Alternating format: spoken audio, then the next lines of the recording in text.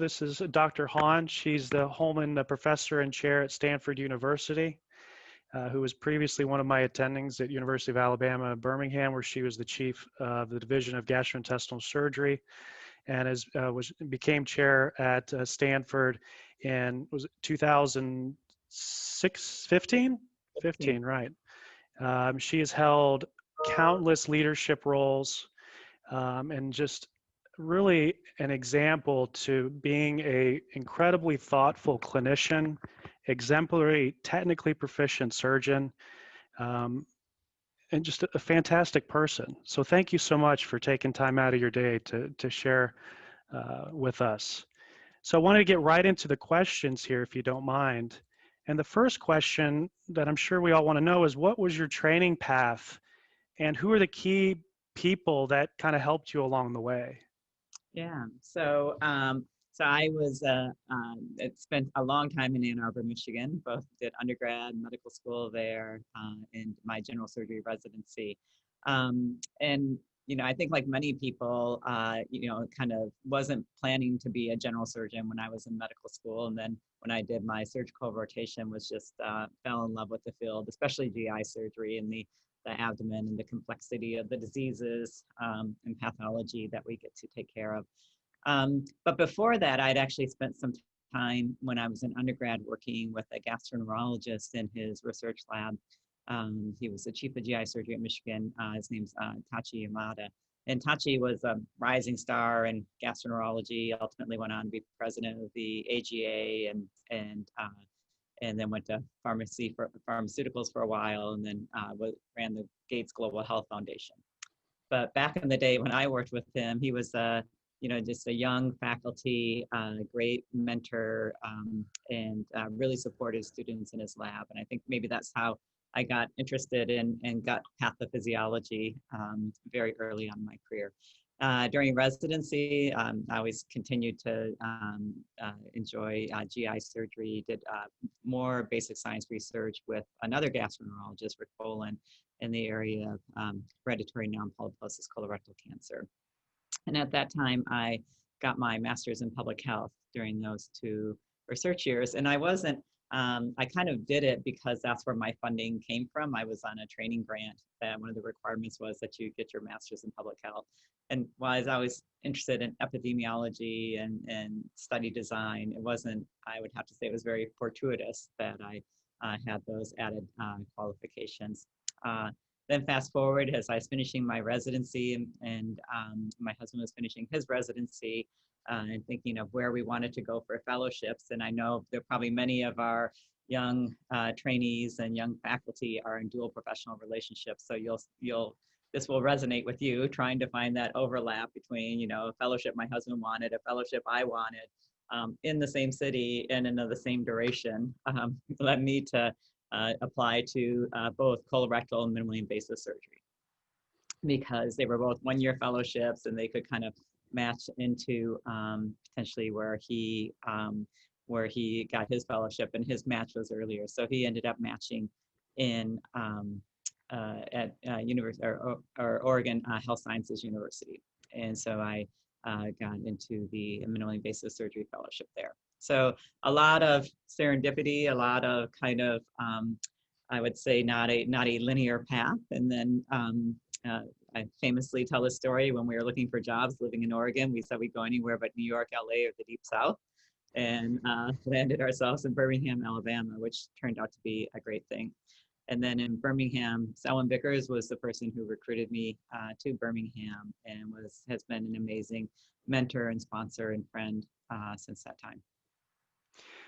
Do you have any question in your mind going back to, should I have done colorectal fellowship versus minimally invasive? Do you ever have those thoughts, or this was definitely the right path for you clinically? Yeah, I have to say I think I like operating on the foregut more than the hindgut for many different reasons. But some days I do, because minimally invasive surgery, you don't kind of own a disease so much. And I don't do bariatrics, and I was never interested in bariatrics. So mostly what I do is foregut. And So, and it just seems like it's a specialty that, other people like I think all of our specialties in surgery are kind of nibbling away at.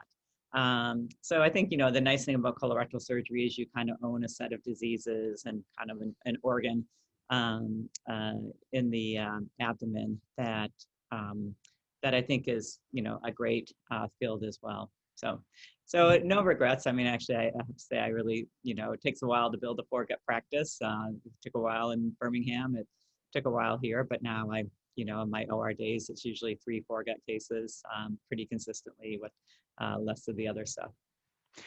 Who in fellowship really kind of got you off on the right foot as a faculty, young attending?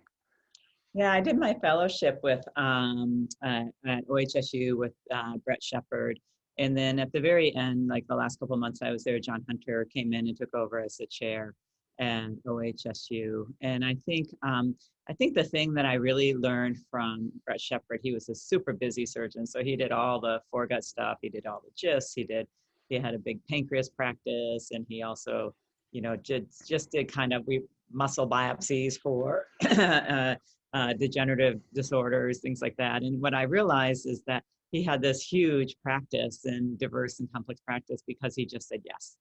And so I think that's really what I learned from Brett Shepard was just making yourself available, saying yes, helping people out, and then the cases you want to do will follow. So I Hmm. think that was something I really learned from him for how to really establish a clinical practice.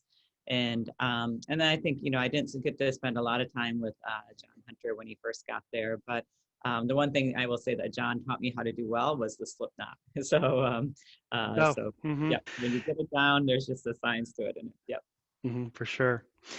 What got you interested in surgical leadership? I see on your CV that you have actually taken courses for this. Yeah. What led you down that path? Yeah, I think so. Surgical leadership, I would say, again, it kind of came about when Selwyn Vickers left UAB and they were looking for the next chief of GI surgery.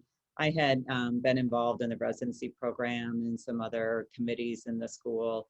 And so when they needed a replacement for Dr. Vickers to be the chief of GI surgery, it was, I think, really Selwyn who pushed me and said, Mary, you should really look at this. You should do it. I think you would do great at it. And I didn't actually feel I was ready. I was 5 years into my faculty job.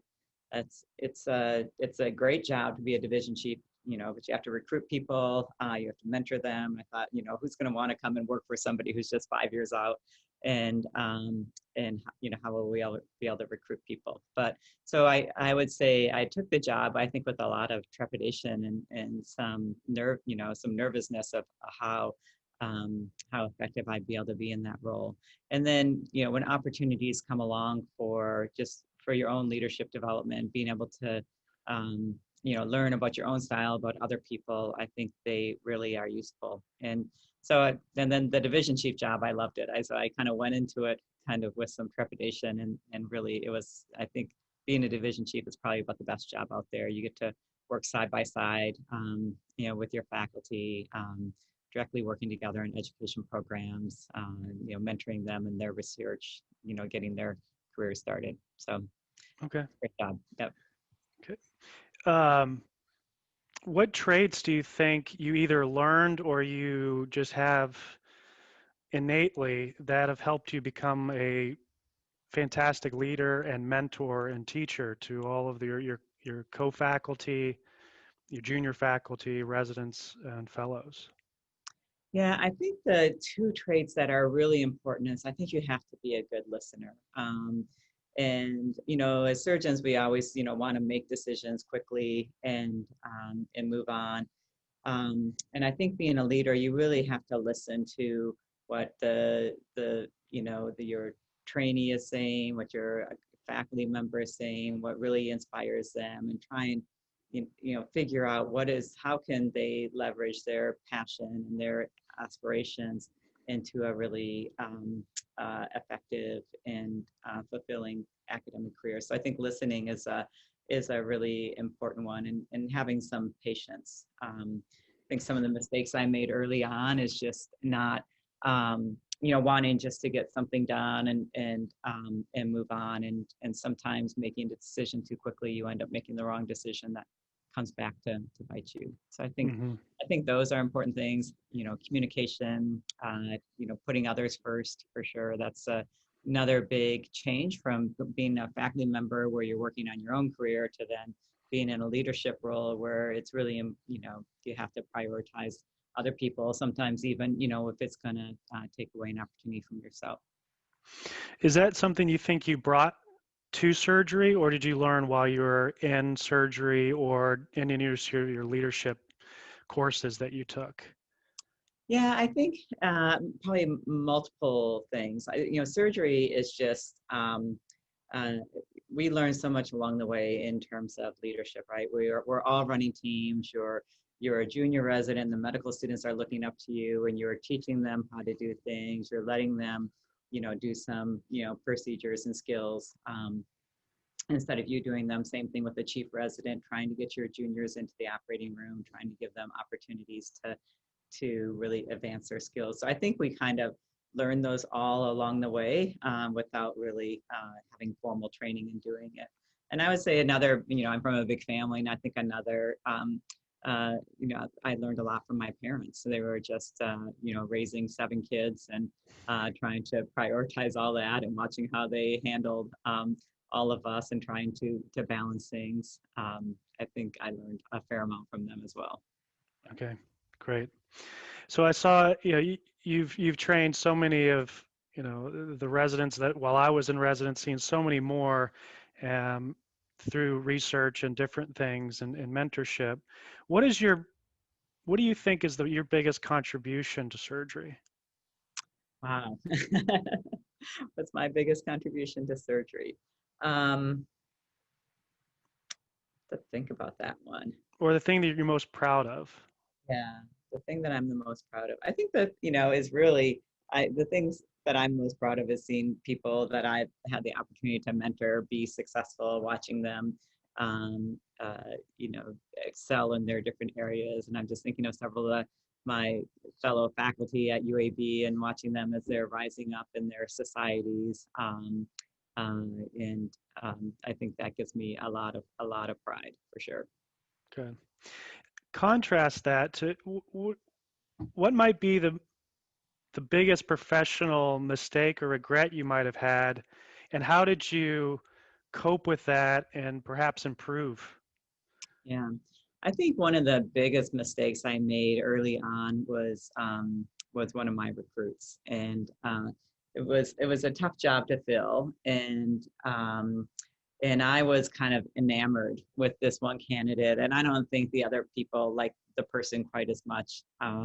And we ended up, making an offer, recruiting the person. They left their other job, and then in the process of coming uh, to UAB, we found a lot of inconsistencies, issues with their professionalism, and actually ended up basically withdrawing the offer to somebody who had left their other job and had a family, all those things. And uh, that was such a tough decision to make. It would have been easier just to move forward and just try and manage it, but it would have been a daily headache instead of a really big challenge up front. And so I learned this great and Rika Lewis Payton, who is the director of the VA in Birmingham at that time, in discussions with her, she said, if you don't have a solid foundation, you're not going to be able to build anything. And that was such an important lesson to me to say, because I think we all will just kind of overlook things, kind of let things fester, and we've all seen it where we just know somebody's not in the right role, in the right position, and we just because it's so hard to make a change, that we just let it fester. And what I learned from her is just sometimes, making the hard decision is hard, but in many ways it's the best. And when you look back on it, it was definitely the right decision. Hmm. And perhaps in the long run, easier overall, right? Right. Easier overall, right? Yeah. It wouldn't have gotten any easier to make that decision down the road. right? Right. Yeah. What topics do you think, at least in the contemporary trainee or junior faculty, are the most difficult to coach and mentor through? I think it's always professionalism, right? It's we all can have our bad days and be tired and try and take shortcuts or not treat people well and trying to get people, trying to get junior trainees, junior faculty to recognize just that importance of being affable and available, I think is really important, and trying to point those opportunities out of when they could have done something different. And they're not, again, all those are hard conversations to have. You always, you know, and I think the other thing, we never know kind of the whole story, right? And so trying to find out what was the whole story if there's a complaint about somebody, definitely hearing them out, hearing them their side, and saying, okay, that may all be true, but somebody perceived your behavior like this, and you don't want people to perceive you that way. So what could you have done differently? So, yeah. Mm-hmm. Yeah. You wear many different hats. How do you integrate them all together and with your life and your work and everything? How does that all work for you and your family? Yeah. Well, I think the best thing I have going for me is my husband. So he's just incredibly supportive, proud of the things that I accomplish, and he's amazing and has his own fantastic academic career and is a researcher and an educator and is a leader too. So, but to have his support is makes it much easier to do the things that I do. I think if your partner isn't on board with your career and how you're spending your time, I think it's incredibly difficult to navigate that. So that, I think, is probably the most important thing, and that's what I tell the medical students as they're talking about how do you have a career in surgery. And I say, I think the most important decision you can make in your life is who you choose to partner your life with, and whether they're on board with your aspirations or not. So I think that's important. I think taking time for yourself is really important. Finding something that you enjoy doing, that you do. For me, sometimes it's like going to a yoga class, although my yoga studio hasn't opened back up yet, that I would go every Sunday morning, just kind of a ritual. And it was just kind of a way to set the week. So now that the yoga studio has been closed, I go for a bike ride. So I'll just get on my bike and sometimes listen to a book or a podcast on Audible and go for like 2 or 3 hours and enjoy the beautiful outdoors and just have some time to myself. So I think that, and the other thing for me that's important is making time for friends and just having that time to enjoy life together. Good, good. So what's next for you? You're chairman at Stanford's fantastic place. Is there a next like milestone or goal for you?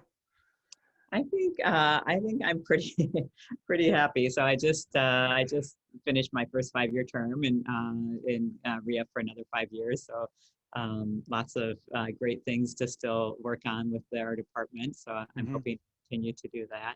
I think in societies, continuing to be involved and have influence in our societies. They're so important, I think, for nurturing the careers of our young academic surgeons and trainees and providing those opportunities. So I find enjoyment and fulfillment in that. But I don't see myself aspiring to be a dean or at some higher level. So. Okay, well, wonderful. Yeah. Well, again, I really appreciate you taking time. Don't want to take all your day because I know you're busy. So thank you very much.